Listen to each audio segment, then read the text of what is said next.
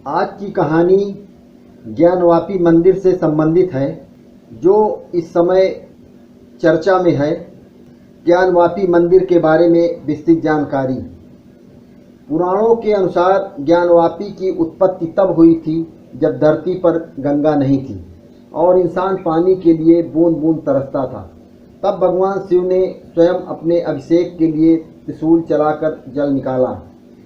यहीं पर भगवान शिव ने माता पार्वती को ज्ञान दिया, इसीलिए इसका नाम ज्ञानवापी पड़ा और जहाँ से जल निकला उसे ज्ञानवापी कुंड कहा गया। ज्ञानवापी का उल्लेख हिंदू धर्म के पुराणों में मिलता है। वापी का अर्थ होता है तालाब। ज्ञानवापी का संपूर्ण अर्थ है ज्ञान का तालाब। काशी की 6 वापियों का उल्लेख पुराणों में भी मिलता है। पहली वापी ज्येष्ठा वापी, जिसके बारे में कहा जाता है कि ये काशीपुरा में थी, अब लुप्त हो गई है। दूसरी वापी ज्ञानवापी, जो काशी विश्वनाथ मंदिर के उत्तर में है। तीसरी वापी करकोटक वापी, जो नाग कुआं के नाम से प्रसिद्ध है। चौथी वापी भद्रवापी, जो भद्रकूप मोहल्ले में है। पांचवी वापी शंखचूड़ा वापी, लुप्त हो गई है। छठी वापी सिद्धवापी, जो बाबू बाजार में है और अब लुप्त हो गई। 18 पुराणों में से एक लिंग पुराण में कहा गया है, देवस्य दक्षिणे भागे वापी तिष्ठति शोभना तस्यातवोदकं पीत्वा पुनर्जन्म न विद्यते। इसका अर्थ है, प्राचीन विश्वेश्वर मंदिर के दक्षिण भाग में जो वापी है, उसका पानी पीने से जन्म मरण से मुक्ति मिलती है। स्कंद पुराण में कहा गया है, उपास्य संध्या ज्ञानोदय पापम काललोपजम क्षणेन तत्पाकृत्य ज्ञानवान जायते नरः। अर्थात इसके जल से संध्या वंदन करने का भी बड़ा फल है, इससे भी ज्ञान उत्पन्न होता है, पाप से मुक्ति मिलती है। स्कंद पुराण में योष्टमूर्तिं महादेवः पुराणे परिपठ्यते तस्य शाम्भुमयी मूर्तिर्ज्ञानदा ज्ञानवापिका। अर्थात ज्ञानवापी का जल भगवान शिव का ही स्वरूप है। पुराण जो न जाने कितनी सदियों पहले लिखे गए, उसमें भी ज्ञानवापी को भगवान शिव का स्वरूप बताया गया है। सारे पुराण कह रहे हैं कि ज्ञानवापी हिंदुओं से जुड़ा है। मुस्लिम आक्रांताओं के आक्रमण से पहले काशी को अविमुक्त और भगवान शिव को अविमुक्तेश्वर कहा जाता था। काशी में अविमुक्तेश्वर के स्वयं प्रकट हुए शिवलिंग की पूजा होती थी, जिसे आदिलिंग कहा जाता था। लेकिन मुस्लिम आक्रांताओं के आक्रमणों ने काशी के मंदिरों को कई बार नष्ट किया। मोहम्मद गोरी ने कुतुबुद्दीन ऐबक को बनारस विजय के लिए भेजा। बाद में कुतुबुद्दीन को सुल्तान बनाकर गौरी अपने देश वापस लौट गया। इसका नतीजा ये हुआ कि क्षतिग्रस्त मंदिर वर्षों तक ऐसे ही पड़े रहे, क्योंकि इन्होंने ऐसा तोड़ा और ऐसा इनका राज चलता था कि किसी की हिम्मत ही नहीं हुई कि इन मंदिरों को फिर से बनाए। लेकिन 1296 आते आते बनारस के मंदिर फिर से बन गए और फिर से काशी की शोभा बढ़ाने लगे। बाद में अलाउद्दीन खिलजी के समय बनारस के मंदिर फिर से तोड़े गए। फिर 14वीं सदी में तुगलक शासकों के दौर में जौनपुर और बनारस में कई मस्जिदों का निर्माण हुआ। 14वीं सदी में जौनपुर में सरकी सुल्तानों ने पहली बार काशी विश्वनाथ मंदिर को तुड़वाया। 15वीं सदी में सिकंदर लोधी के समय भी बनारस के सभी मंदिरों को फिर से तोड़ा गया। वर्षों तक मंदिर खंडहर ही बने रहे। 16वीं सदी में अकबर के शासन में उनके वित्त मंत्री टोडरमल ने अपने गुरु नारायण भट्ट के आग्रह पर 1585 में विश्वेश्वर का मंदिर बनवाया, जिसके बारे में कहा जाता है कि यही काशी विश्वनाथ का मंदिर है। टोडरमल ने विधिपूर्वक विश्वनाथ मंदिर की स्थापना ज्ञानवापी क्षेत्र में की। इसी जमाने में जयपुर के राजा मान सिंह ने बिंदु माधव का मंदिर बनवाया, लेकिन दोनों भव्य मंदिरों को औरंगजेब के शासन में फिर से तोड़ दिया गया। 1669 में औरंगजेब ने बनारस के सभी मंदिरों को तोड़ने का फरमान दे दिया था, जिसके बाद बनारस में 4 मस्जिदों का निर्माण हुआ, जिसमें से 3 उस वक्त के प्रसिद्ध मंदिरों को तोड़कर बनी थी। इसमें विश्वेश्वर मंदिर की जगह जो मस्जिद बनी उसे ज्ञानवापी मस्जिद कहा जाता है, ये दावा है लोगों का। दूसरा दावा ये है कि बिंदु माधव मंदिर के स्थान पर धरहरा मस्जिद बनी। फिर है आलमगीर मस्जिद जो प्रतिवासेश्वर मंदिर की जगह बनाई गई। काशी विश्वनाथ मंदिर का 16वीं सदी का पुराना नक्शे में कहीं भी मस्जिद का कोई भी जिक्र नहीं है।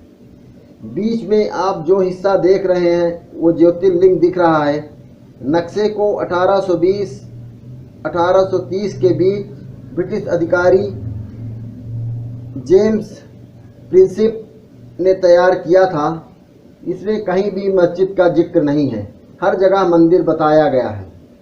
और इस नक्शे के मुताबिक मंदिर प्रांगण के चारों कोनों पर तारकेश्वर, मनकेश्वर, गणेश और भैरव मंदिर दिख रहे हैं। बीच का हिस्सा गर्भगृह है जहाँ शिवलिंग स्थापित है और उसके दोनों तरफ शिव मंदिर भी दिखते हैं। ये जो आप लाल बॉर्डर वाला हिस्सा देख रहे हैं, इसके बारे में कहा जाता है कि ये आज की मस्जिद की बाउंड्री है। पुराने नक्शे में आपको शिवलिंग दिखाया जा रहा है। अब अगर आज की तारीख में आप जाइएगा तो शिवलिंग मस्जिद परिसर के अंदर दिखता है। अब सवाल ये उठता है कि नंदी जी मस्जिद की तरफ क्यों देख रहे हैं, जबकि काशी विश्वनाथ मंदिर तो उनके पीछे स्थित है। नंदी जी तो सदैव शिवलिंग की तरफ ही देखते हैं। दावा ये भी किया जाता है कि जब औरंगजेब ने मंदिर तोड़ने के बाद वहीं पर मस्जिद बनाने का फरमान दिया था, तब मंदिर के गर्भगृह को ही मस्जिद का मुख्य कक्ष बनाने की योजना बनाई गई थी। इस योजना के अनुसार पश्चिम के दोनों छोटे मंदिर और श्रृंगार मंडप तोड़ दिए गए और गर्भगृह का मुख्य द्वार जो पश्चिम की तरफ था उसे चुन दिया गया। ऐश्वर्य मंडप और मुक्ति मंडप के मुख्य द्वार बंद कर दिए गए और मंदिर का यही भाग मस्जिद की पश्चिमी दीवार बन गया। मंदिर की पश्चिमी दीवार को ऐसे ही टूटी स्थिति में इसलिए रख दिया गया क्योंकि औरंगजेब चाहता था कि हिंदू समाज को नीचा महसूस हो। जब मंदिर तोड़ा गया उसके मलबे को भी वहीं पड़े रहने दिया गया। दीवारें आज भी वैसी ही हैं। ज्ञानवापी कुंड का जिक्र पंचकोशी परिक्रमा में भी है और मध्यकाल की पुरानी कलाकृतियों में भी ज्ञानवापी कुंड को मंदिर का हिस्सा दिखाया गया है, जहां जाकर भक्त संकल्प लेते हैं और संकल्प पूरा होने के बाद फिर से ज्ञानवापी आते हैं। ज्ञानवापी में पंडित जी भक्तों का संकल्प छुड़वाते हुए कहते हैं, हे ज्ञानवापी के पीठाधीश्वर, मैं पंचकोशी परिक्रमा का वाचिक मानसिक रूप से समर्पित करते हुए मेरे प्राण छूटे तो आपकी शरण प्राप्त हो। सारे नक्शे, पंचकोशी परिक्रमा, ज्ञानवापी, सारा जिक्र हिंदुओं के साथ मिलता है। काशी की पंचकोशी परिक्रमा का सनातन धर्म में बड़ा महत्व है। मान्यता है कि 25 कोस के इस क्षेत्र में 33 कोटि देवताओं का वास है। औरंगजेब के मंदिर तुड़वाने के 125 साल बाद इसका पुनर्निर्माण इंदौर की महारानी अहिल्याबाई ने करवाया था। 1777 में महारानी अहिल्याबाई ने ज्ञानवापी के बगल में दोबारा विश्वनाथ मंदिर बनवाया। 1828 के आसपास नेपाल के राजा ने मंदिर परिसर में नंदी की स्थापना करवाई। इसके बाद महाराजा रणजीत सिंह ने मंदिर के शिखर को सोने से मढ़वाया।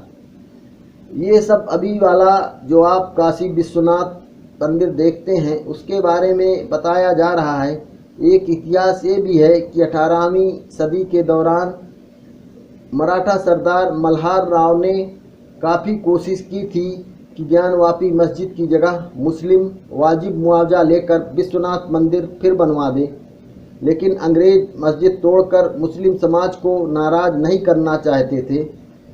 काशी विश्वनाथ मंदिर और ज्ञानवापी मस्जिद का मामला 1936 में कोर्ट भी पहुंचा था।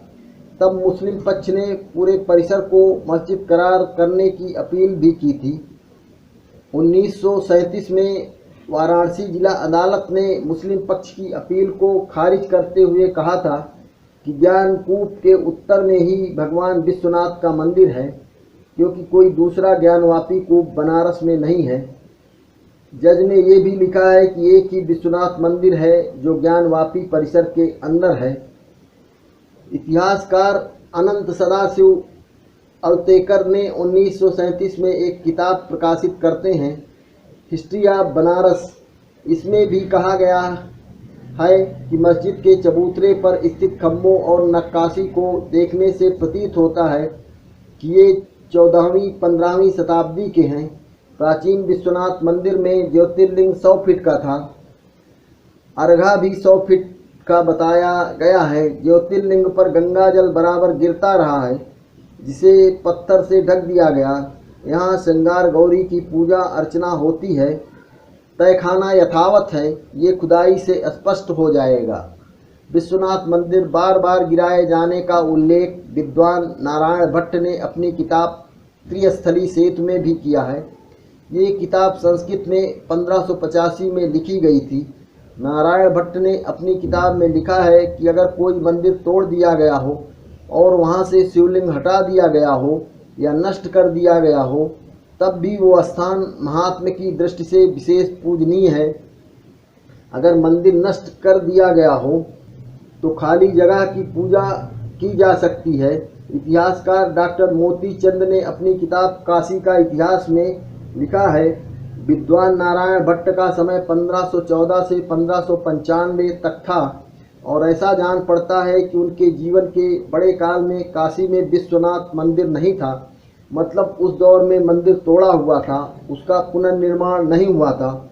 और ऐसा पता चलता है कि औरंगजेब से पहले विश्वनाथ के 15वीं सदी के मंदिर के स्थान पर कोई मस्जिद नहीं थी। ज्ञानवापी मस्जिद का 125 गुणे 18 फीट नाप का पूरब की ओर का चबूतरा शायद 14वीं सदी के विश्वनाथ मंदिर का बचा हुआ भाग है। डॉक्टर मोतीचंद ये भी बताते हैं कि मंदिर केवल गिराया ही नहीं गया, उस पर ज्ञानवापी की मस्जिद भी उठा दी गई। मस्जिद बनाने वालों ने पुराने मंदिर की पश्चिमी दीवार गिरा दी और छोटे मंदिरों को जमींदोज कर दिया। पश्चिमी, उत्तरी और दक्षिणी द्वार भी बंद कर दिए गए। द्वारों पर उठे शिखरों को गिरा दिया गया और उनकी जगह पर गुंबद खड़े कर दिए गए। गर्भगृह मस्जिद के मुख्य दालान में परिणित हो गया। चारों अंतर्गृह बचा लिए गए और उन्हें मंडपों से मिलाकर 24 फुट दालान निकाल दी गई। मंदिर का पूर्वी भाग तोड़कर एक बरामदे में बदल दिया गया। इसमें अब भी पुराने खंभे लगे हैं। मंदिर का पूर्वी मंडप जो 125 × 35 फुट का था, उसे एक लंबे चौक में बदल दिया गया। 3 चीज़ें ज़्यादा देर तक छिपी नहीं रह सकती, सूर्य, चंद्रमा और सत्य। भगवान बुद्ध शिव ही सत्य है। नंदी महाराज का बरसों का इंतजार खत्म हुआ, बाबा मिल गए। हर हर महादेव। आज की कहानी समाप्त।